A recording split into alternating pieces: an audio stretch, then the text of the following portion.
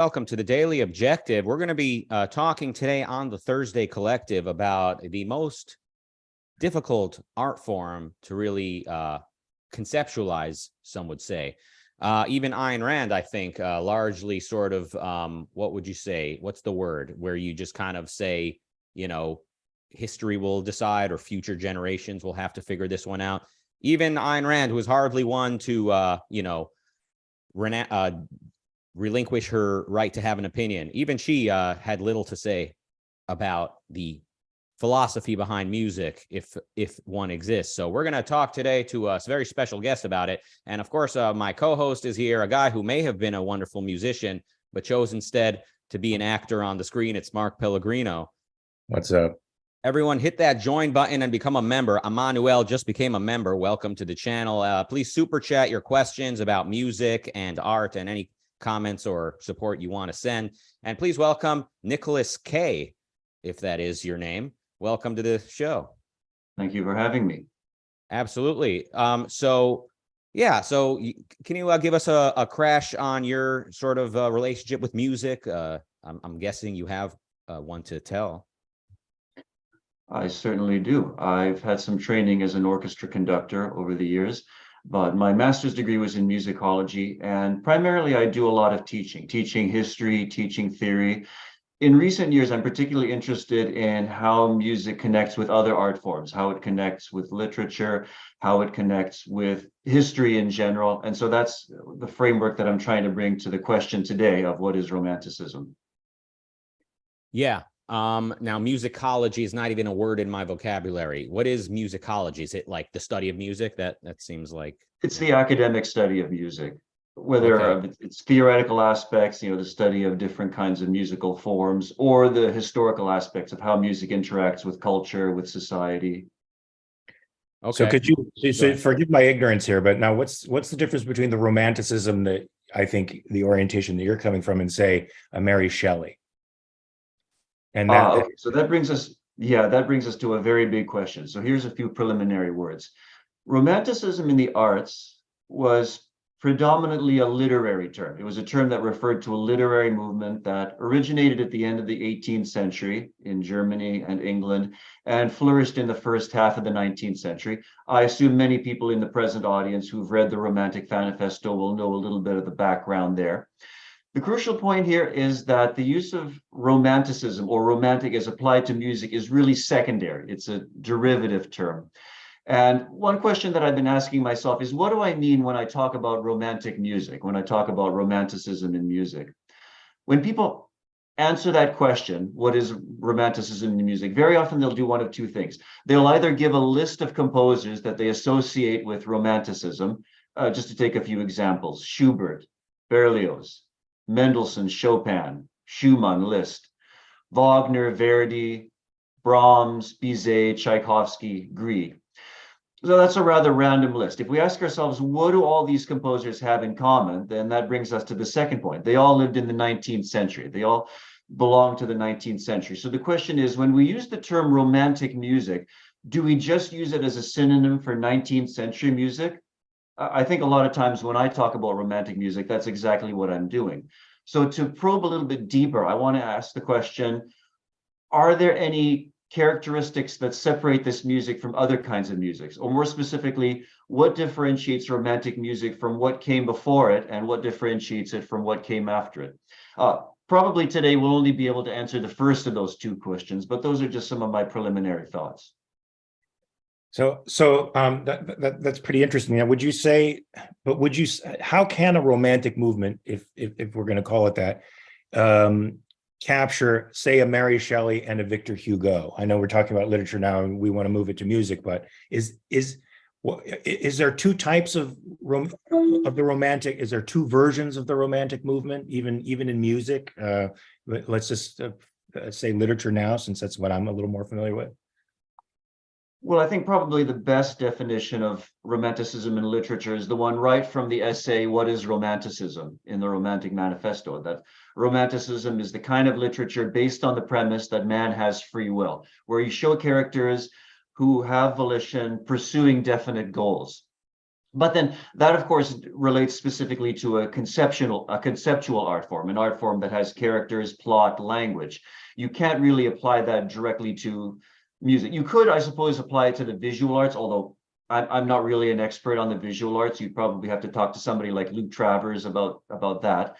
But the idea of Romanticism being connected with volition, with the pursuit of goals, that doesn't directly connect us to music. So I want to explore the question of what do we mean when we talk about Romanticism in music in general? And actually, to your question, Mark, I think there are different aspects of Romanticism in music.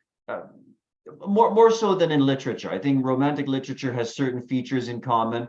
But if we survey the whole 19th century music, we find really a wide range of genres: operas, symphonies, composers writing pieces inspired by other art forms, or composers writing pieces which are really just about music. That's sort of the difference between so-called program music and absolute music. So the landscape is very complicated, to say the least, in 19th century music. So when I think of romantic art, I think of like man is volitional. I think of plot. I think of values. So purpose, like the purpose of everything being in there. What are some other things you guys can think of? Is there anything I'm missing about like what makes art romantic according to Rand, or romantic realism according to Rand? I'm even curious to know how all of those values, those romantic values, translate into musical notes. Right. That's kind of where I was leading it. Like, and then, so I guess music would convey the feeling of those things. It would make you feel as though you're volitional, like life is yours to, like there's a plot, like the plot translates maybe because like every note is in there for a reason. It's not just there to be random. And well, to take a historical perspective, I see two very fundamental differences between 19th century music, or the 19th century view of music and of the musician's role in society, and what came after it, up to and including the 18th century. Essentially, in earlier centuries, music was not taken very seriously by intellectuals. It was not considered one of the more important art forms. Specifically, music was considered an imitative art. It was considered imitative of poetry, imitative of the word. And so the highest that music could aspire to would be to imitate some kind of text. That's one of the reasons why vocal music, up until about 1900, was much more highly regarded than instrumental music by composers, audiences, critics.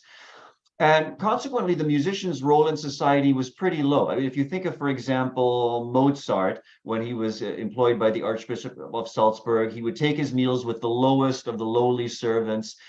Even someone like Haydn, who had a very good job with the wealthy, powerful Esterhazy family, he was basically a liveried servant, which means that every morning he would appear before his employer in his uniform and with his wig, and he would say, you know, to his employer, what are your wishes? What do you want me to do? So composers didn't have a very high standing socially, and music as an art form didn't have a very high standing. Now, when we look at the situation in the 19th century, it's all very, very different. First of all, by the time we get to the middle of the 19th century, there was a philosopher, Walter Pater. He was an English philosopher and writer on aesthetics. He wrote the memorable phrase, "All arts aspire to the condition of music," meaning that all the other arts aspire to the kind of freedom, the non-conceptual, non-representational nature of music. And consequently, the perception of musicians became radically changed, so that in the 19th century, musicians come to be viewed as heroic figures. They come to be viewed as almost godlike figures. In the words of one writer, they were demigods of sound, or something like that. And this really begins with Beethoven. The whole mystique surrounding Beethoven as this, partly because of his deafness, his social isolation, his uncouthness, his arrogant insistence to be treated as an equal by his social superiors. This created a tremendous mystique which seeps into the 19th century perception of musicians as larger than life figures. And then there's all sorts of different expressions of this. There's, of course, the image of the frail, sickly musician who dies at an early age. That's, you know, your Schubert, your Chopin. In the case of someone like Robert Schumann, there's that element of madness of the artist composer ending up in an asylum, ending up losing his reason. And then on top of that, there's the whole superstar virtuoso mystique that was cultivated by Paganini and Liszt, where musicians become these objects of adulation and veneration, all of which would have been completely unthinkable in the previous centuries. So the image of the musician changed, and the image of music as an art changed. What caused this philosophical perspective to shift? That writer had to be observing something in the culture, right? Do you think he had to be observing something? What was it that makes this century specifically so different? Well, so to answer that question, I would look at what is the first mention of Romanticism in connection with music.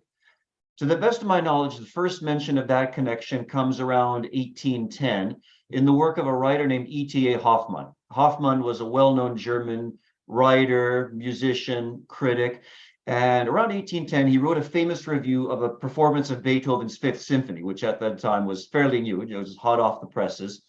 And he actually begins by describing the fact that Hoffmann says that music is the most romantic of the arts, indeed the only romantic one, because its sole subject is the infinite. And Hoffmann goes on in his review to say that instrumental music, in a way, is superior to other kinds of music, superior to vocal music, superior to any kind of descriptive music, because it completely engages the listener's imagination, that the listener isn't concerned with words or with actions. The listener simply abandons himself to the feelings, the emotions contained in the music itself. And the interesting thing is that Hoffmann actually says that Haydn, Mozart, and Beethoven are the first romantic composers, because they're the ones who brought instrumental music to this peak of perfection. They basically emancipated instrumental music from the word, from the text, and made it into an object of contemplation. And of course, that's a little bit surprising for many of us, because we think, well, Haydn, Mozart, and Beethoven, aren't they classical? But and in some sense they are, in the sense of being an example or a model for later generations. But in terms of the way they perfected and elevated instrumental music and created these kinds of forms which enable instrumental music to tell a story, to enact a kind of a drama, in that sense, I think Hoffmann was onto something when he identified them as the first romantics in the history of music. Pretty amazing. Do you agree with him saying that? I think Hoffmann is definitely identifying something that makes sense. Now, music is a continuous process of development, a continuous process of evolution. So I wouldn't necessarily say that Haydn and Mozart were the first composers to play an important role in the development of instrumental music. You could even go back a few generations earlier, for example, to some of the Italian Baroque composers like Corelli and Vivaldi, who played a very important role in the development of harmony, the language of harmony, the use of major and minor keys, what we call the language of tonality. This is getting a little bit nerdy and a little bit technical, but the point is that every generation of composers adds something to the language and to the way music is able to express ideas and express emotion. So some of the seeds are already present in earlier 18th century music, but I definitely think that Haydn and Mozart and Beethoven brought about a real quantum leap in the dramatic potential and in the emotional potential of music, in that they actually show different themes, different musical ideas in dialogue with each other, in a kind of conflict and give and take. And those are some of the innovations on which the next generation of composers, the 19th century composers like Mendelssohn, Schumann, Chopin, and Liszt would build. So there's a constant process of development, and each generation contributes something new to the process. So where are we now? Where are we now? Basically nowhere. I would say nowadays, much of the really interesting work being done in music is probably being done in film, I would say. Composers like John Williams, Howard Shore, and of course, going back even farther, composers like Korngold, Max Steiner, Aaron Copland, who wrote a lot of really excellent music in film. But since World War II, there's the landscape of serious music or art music or whatever you want to call it is a little bit spotty. I think part of the problem is that in the mid part of the 20th century, music composition became an academic discipline. It was something that you could actually study at a university and get a degree. And there were certain ideologies. There was a certain type of music, a certain type of avant-garde music that became fashionable in academic circles, and which understandably is not all that interesting to listeners, not all that interesting to audiences. So the kind of music that the average listener can connect with today is probably in large measure film and television music. So go ahead. No, this is completely unrelated. I realized I wasn't wearing headphones. That might be also why my microphone wasn't as loud earlier, but let me know if there's any audio issues. But Mark, please proceed. So I'm just wondering where is it only a classical form of music, an orchestral form of music that fits this template of romanticism that you're talking about, or can it slide over into other genres of music? So when you say classical, you're using the term in the general sense as a kind of music differentiated from folk music or pop music, which of course covers yeah. Which of course that's covers a very, very wide territory of hundreds of years and different national styles, Italian music versus French music versus German music. So I would when I use the term romantic music, I consider that a subcategory of classical music, a subcategory of art music or serious music. So that's talking about opera, symphonic music, chamber music, piano music. Now, having said that, what we might call the romantic spirit in music, the spirit that we associate with music of the 19th century, in a lot of 20th century art music, that virtually disappears. Now, of course, there are exceptions. There were composers in the early 20th century, like Puccini, Elgar, Rachmaninoff, who basically continued writing in a 19th century idiom and 19th century language. But a lot of composers turned towards various forms of avant-garde writing, which leave the average audience far behind. Where some element of the romantic spirit does survive into the 20th century is in the film scores of the golden age of Hollywood. And it's worth remembering that many of these composers, like Korngold, like Max Steiner, actually came from Europe. They were European immigrants, either escaping the Third Reich or whatever. They settled in Hollywood. Many of them were Jewish, by the way. And so they'd had training in sort of the 19th century German style of composition, the style inherited from Wagner and other 19th century German composers. They settled in Hollywood and they wrote these lush, beautiful orchestral scores, which you can hear in a lot of films from the 30s and the 40s and even into the 50s. So if you ask, where does romanticism survive in 20th century music? I think a lot of that is in film music. And then later on, you get a bit of that in television as well. But primarily in cinematic music is where I hear that connection. As well as video games, says Ali in the super chat. She says, not just movies, in video games too, you will see that kind of music. They're very good and popular artists there. So there's that. Yeah, a lot of video games make use of full orchestral scores, either using actual instruments or synthesized instruments. And it's actually quite impressive what they're able to accomplish in film music, video game music. So the big symphonic style, what we associate with the romantic sound, that does carry even into a lot of late 20th century art forms. Mm-hmm. Now, in getting to where we are today, maybe some people would say like rock and roll was kind of like the anti-classical music from their perspective, from the perspective of people that were unfamiliar with it or didn't really see the appeal of rock and roll. But from my perspective and our perspective living in this decade, there have been, in my opinion, in my understanding, so many generations now of people who grew up in a world with both rock and roll and with classical, who loved music, who studied music, and sort of blended the two, you know? So a lot of like either heavy metal or just various types of music that has electric guitars and stuff like that is like clearly influenced by classical music, which may include, I suppose, romantic music within the classical genre. Do you have a view on that? Are you much familiar with music outside of classical, Nicholas?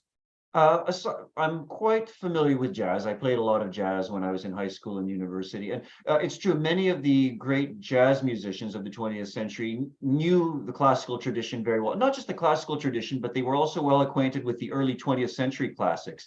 If you think of people like Duke Ellington, Louis Armstrong.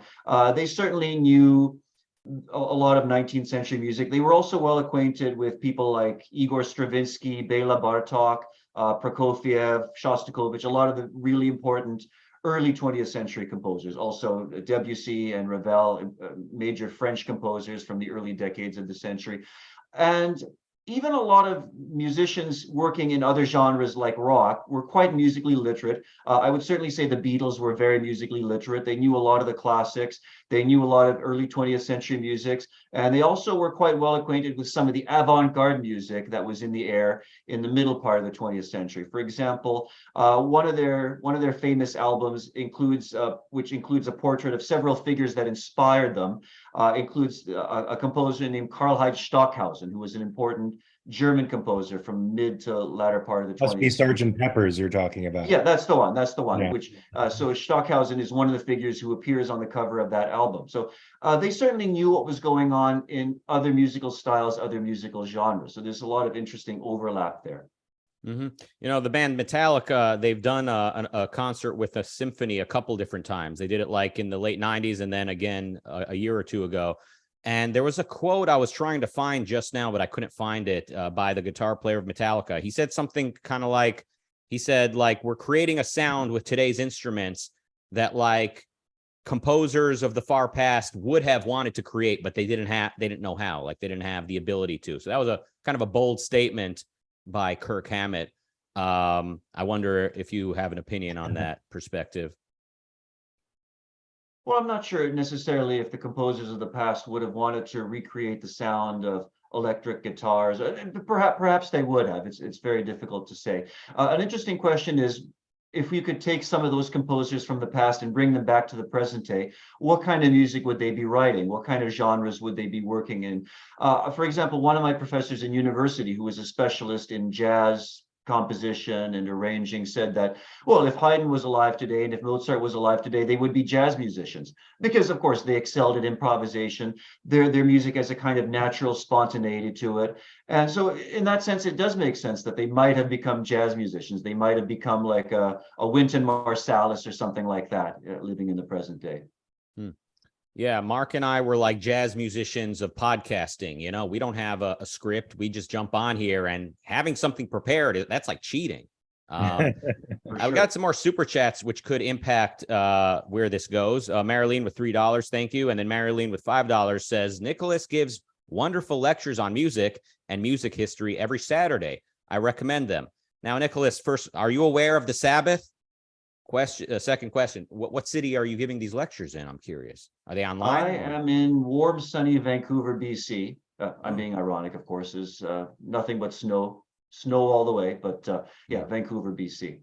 And I give music lectures on Zoom as well. I have a little discussion group for Marilyn and a few other people, which I do every Saturday. If anybody wants more information, they can get in touch with me somehow through ARCUK. Now, Mark, don't you shoot like shows and movies in Vancouver at times? Yeah, I lived there for about 4 years. Whereabouts in Vancouver?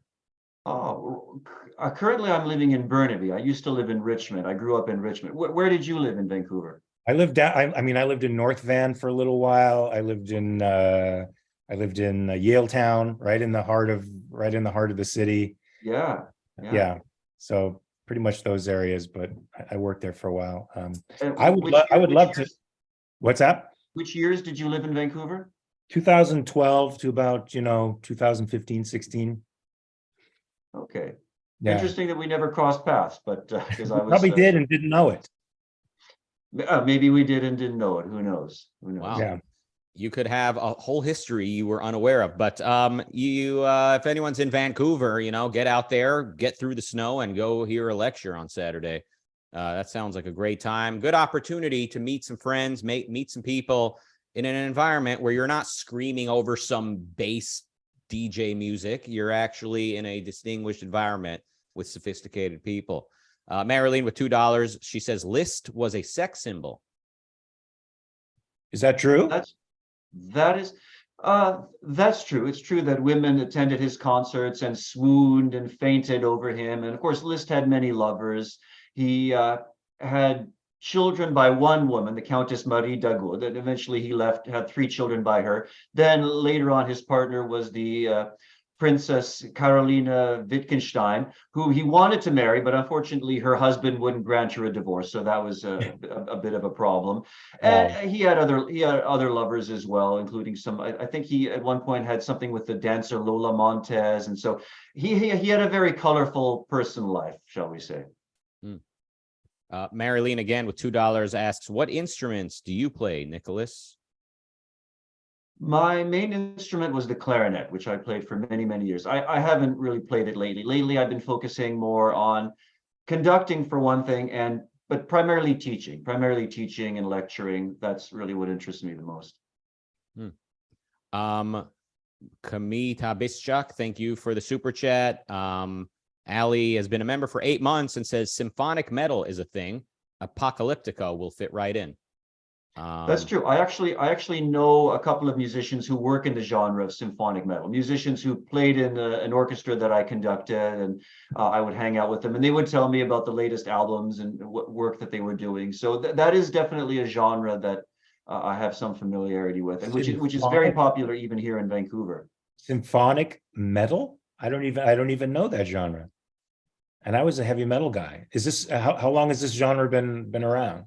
I don't know. All I know is that it's like heavy metal, but it also features traditional instruments. So you may have violins, violas, and other kinds of string instruments, and probably wind and brass instruments as well, traditional wind and brass instruments.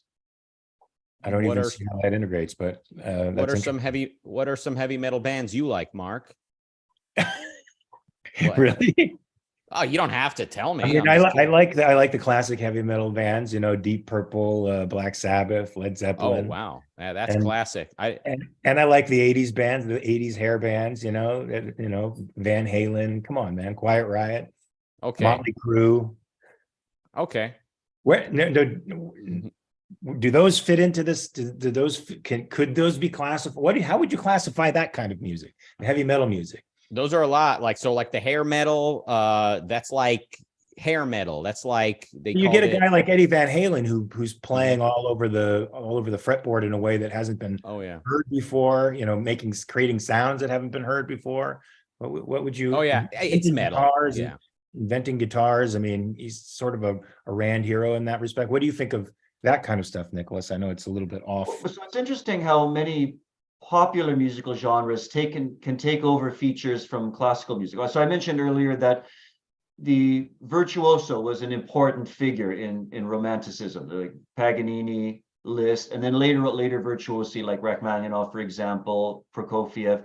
That's something that a lot of popular musicians have taken over. The idea of the musician as a kind of a cult figure or a really popular figure by virtue of his technical skill, his virtuosity, his persona, his magnetism on stage. That's something that you see in jazz and in a lot of other forms of popular music as well. Which actually but to be precise, that actually goes back even before the Romantic era.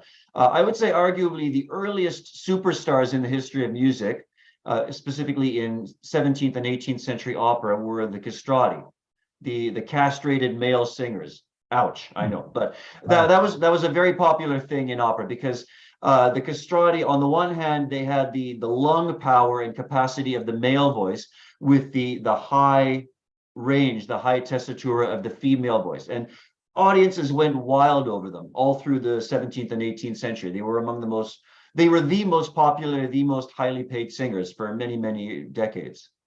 That's a high price to pay for being a rock star, I have to say. Oh yeah. Oh yeah. Oh yeah. Some would say it defeats the purpose altogether. I don't know if you can hit that. What is it? Was it alto soprano? Is that considered like the highest? Nicolas, is that the highest note? Yeah, that's right. So for example, a castrato who was naturally a tenor would have become a soprano. A castrato who was naturally a bass would have become a contralto or a mezzo or something. So castrati had different ranges. They had different vocal ranges. Now, nowadays, of course, we, thank goodness, don't do that procedure anymore. But there is an interesting phenomenon particularly in early music, in the performance of early music, which is the countertenor. And a countertenor is a natural male singer who learns to sing in the falsetto register, the the sort of the high register, but doing it through training and through practice rather than through surgery. I prefer that. Ashley with 199 says Zappa was very musically literate. Absolutely, yeah. Mhm. He actually, there's a funny story about Frank Zappa that when he was a young boy, his parents gave him some money for his birthday, and the way he decided to spend his money was by making a long distance telephone call to Edgar Varese, who was a French or French American avant-garde composer, a very interesting composer. He did a lot of innovative things with percussion and with the use of traditional instruments. And apparently Frank Zappa was really into Edgar Varese's music and made this long distance phone call. I think what actually happened is he ended up speaking to Varese's wife, and then maybe later on he also spoke to Varese himself. But there's quite an interesting connection there. But yeah, and Frank Zappa worked with Pierre Boulez, who is an important contemporary composer, conductor. I think later on Zappa wrote a symphony that was premiered by Zubin Mehta and may have been the Los Angeles Philharmonic. So he actually collaborated with important figures in the classical and avant-garde music scenes. Wow, he was so cool. Yeah, he was.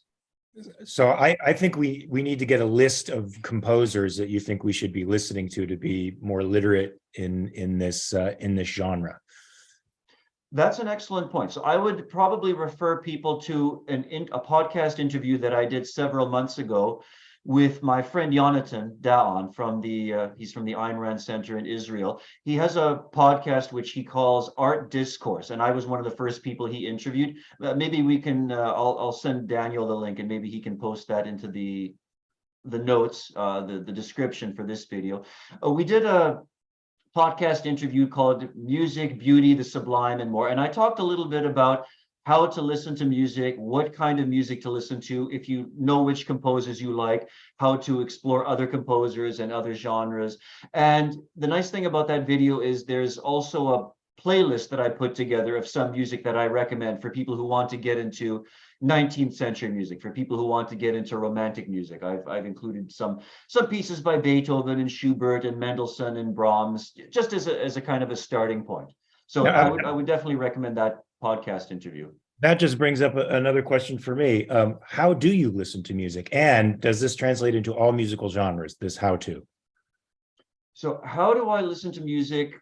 The short answer is with great attention and concentration. So I don't listen to music while I'm doing other things. I don't listen to music while I'm driving, while I'm doing the dishes, while I'm doing housework or anything like that. For me, listening to music is not too different from, say, reading a novel or watching a movie. That's what I focus on. I only focus on the music. I give it my full attention in order to get the most out of it, intellectually and emotionally. And these are all things that I talk about in my interview with Yonatan. And then an important point for me is to try to really get inside the mind of the composer, to try as much as possible to get inside the spirit of the composer. So when people ask me, who's your favorite composer? My answer is always the same, whichever one I'm listening to at the moment. And I take that very seriously. That's very important to me, that whatever composer I'm listening to, I try to get under his skin. I try to get inside his mind and try to understand, what is he trying to say? What is he trying to communicate? And how is he doing it? Pretty much I approach literature in the same way, that I try to get inside the thinking of whatever author I'm reading, whether it's Hugo or Tolstoy or Dostoevsky or anyone else. I try to see the world from that other perspective. And I approach authors and composers that way. I'm trying to see the world through someone else's eyes and ears.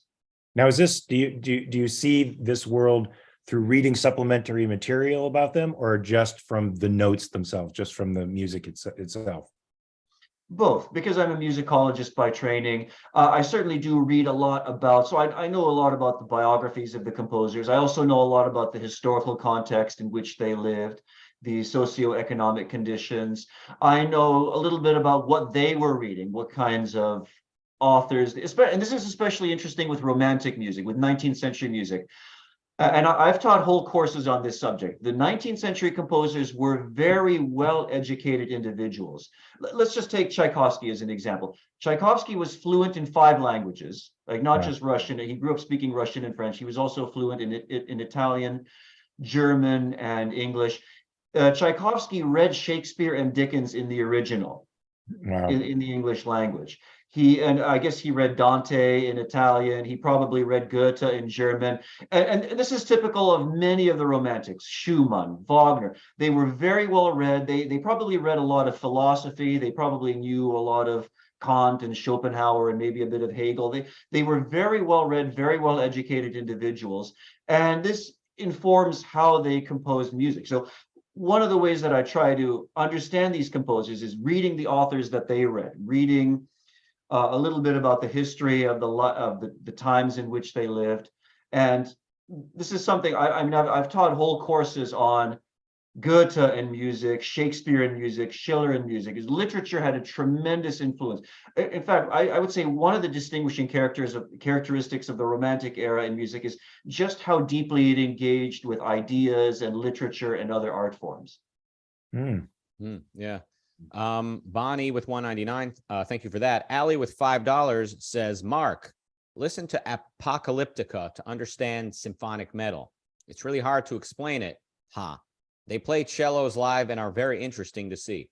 Yeah, I think Apocalyptica, as their name suggests, they started off doing Metallica covers with string instruments, but then like over time expanded to just, I think, producing their own original music. I think that's kind of the story behind that group, Apocalyptica. But yeah, I mean, there's so the integration of metal with classical to me is just, it's been going on for longer than I've been alive. I mean, when I was a kid, I saw an interview with the singer of Guns N' Roses. He was talking about classically trained, right? I think he might have been, but he was talking about the song November Rain, which was one of their big hits. And he said, like, if you like, that's my classical music. And there even is a little bit of classical in there. So that kind of stuck with me. Like, yeah, like people blend the two. There's a more recent band called Opeth, Opeth, Opeth. They're like, from where I'm standing, they're like musical gods. They're just like, they've achieved the max capacity musically, but maybe if you check them out, you can judge for yourself. Opeth. Well, actually, one of my favorite stories in this connection is about Jimi Hendrix. So shortly before his death, Jimi Hendrix lived for a time in London. And he discovered that the house that he was living in was the same house that George Friedrich Handel had lived in some 250 years earlier. And so Hendrix was really fascinated by this. He went out and bought a whole bunch of Handel albums and listened to a lot of Handel's music. That house where Hendrix stayed, nowadays it's a museum. It's called the Handel Hendrix House. And when I was in London in April, I actually wanted to visit this house when I was in London for Ayn Rand Con, and it was closed. I think it was closed for renovations, or they were doing some kind of construction, so I couldn't go there. But yeah, next time I'm in London, I'll definitely check out the Handel Hendrix House. I mean, how cool is that?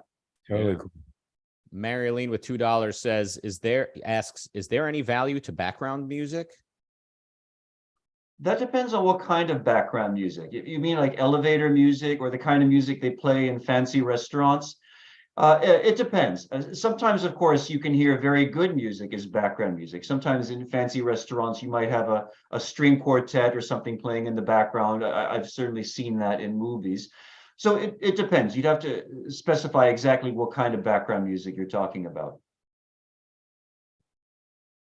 Fascinating stuff. Mark, any other questions or comments? The background music seems to defeat the whole purpose of intentional listening and absorption, but it does. I mean, I'm the guy who, when I'm at the gym, I usually tell them to turn the music down, because I'm so absorbed in my thoughts that any kind of music, even if it's relatively soft, it starts to impinge on my consciousness, and I can't really ignore. A lot of people at the gym, or when they go to restaurants, they don't even notice if there's music playing unless it's really, really loud. For me, I'm just more sensitive to sound than most people. So anytime I'm somewhere in public and there's music playing, I can't help but notice it. So for me, the background becomes the foreground, so to speak. That's interesting. I like music constantly, some kind of audio input, audio stimulus. Yeah. So I can relate to both. I can sit and just focus on the music, or I can just I basically need music playing all the time. If I'm Are not you listening to listening music right now? Is that why you have headphones? You know, I'm not, but people have commented. I always look like I'm listening to music, like that no one else can hear. Like I'm always kind of nodding my head, kind of like to a beat or something like that, kind of dancing when I walk. It's something something went wrong. I actually hit my head as a kid, but I don't know if that's a full medical explanation. Those are all the questions or topics I could think of raising. Christopher, Nicholas, do you think we covered just about everything that romanticism in music can be? One final point, and this kind of ties in with my quotation from E.T.A. Hoffmann earlier. Romanticism in literature really defined itself in terms of what it was reacting against. For example, if you read William Wordsworth's Preface to Lyrical Ballads, that's a collection of poetry that he published with Coleridge, and Wordsworth wrote the preface. He talks about how earlier poetry was supposed to be written in an elevated language and was supposed to express elevated emotions. And Wordsworth said, no, that's ridiculous. Poetry should be written in the language of the common people. It should express emotions that everybody can relate to, that everybody can connect with. And then if you, skipping ahead a few decades, if you think of Victor Hugo's preface to his play Cromwell, there Hugo is reacting against French classical drama with its repetitive Alexandrine verse, with its, the three unities, the unities of time, place, and action, which go all the way back to Aristotle and the Greeks. And Hugo was saying, no, we need more freedom. We need a little more expressive freedom in our drama. So in poetry and in drama, the Romantics were reacting against certain restrictions and conventions of the past that had become formulaic, that had become restrictive. In music, though, that's not the case. You never hear 19th century composers like Schubert or Mendelssohn saying, oh, we have to reject these conventions and forms of the past. No, there's more of a sense of continuity in music from the 18th century to the 19th century. There's more of a sense in which the Romantic composers were building on the achievements of previous generations, of Haydn and Mozart on the one hand, and of Bach and Handel going back even farther. So with literature, there was a bit of a reaction or a bit of discontinuity. With music, there's more of a sense of continuity and of building on the achievements of the past. And I think that's an important point for understanding where Romantic music comes from. Why is that? Why do you think that divergence happened? On the one hand, music has always been an inherently conservative art form. This actually ties in with what Raka said in his introduction at the very beginning of this session, that music as an art form, it's difficult to conceptualize, it's difficult to talk about. Even some of our greatest philosophers shied away from making general pronouncements on music. And even from the listener's point of view, developments in music tend to happen slowly and gradually. Otherwise, you completely lose your audience. If that's one of the reasons why a lot of 20th century art music, a lot of 20th century avant-garde music has almost no audience or a very small audience, because there's nothing for the average listener, the average concert goer or opera goer to relate to. So developments in music happen fairly gradually, and there usually is this connection with what earlier generations had done. There's still innovations, there's still changes, but it's always in the context of what the previous generation had accomplished. That's at least one explanation that comes to mind. Interesting. We got a super chat from Marilyn saying, I hate loud background music. Turn it down. Yes, ma'am. That makes two of us. Yeah, depends on the occasion for me, but yeah, you're likely to find me with music playing pretty much anytime I'm doing anything, and it's ritualistic for me. Oh, it's ritualistic. If I'm gonna be I don't know, loading the laundry machine or something, it's like I'm picking out what I'm gonna listen to and like plugging in earbuds or turning on music. It's like it's a thing. All right, well, we covered a lot today. I guess we can wrap it up. Coming up today at 10 p.m. UK time, it's Life on Earth with Robert Nasser. The title is Merry Christmas, Happy Holidays, Happy Xmas Controversies. Link in the chat. And if you want to hear more from Nicholas has done 2 productivity hubs on Ayn Rand Center UK. One is Romantic Nationalism in Music. The other is Russian Romantic Music. The recordings are available to ARCUK members. So need yet another reason to become a member? There it is.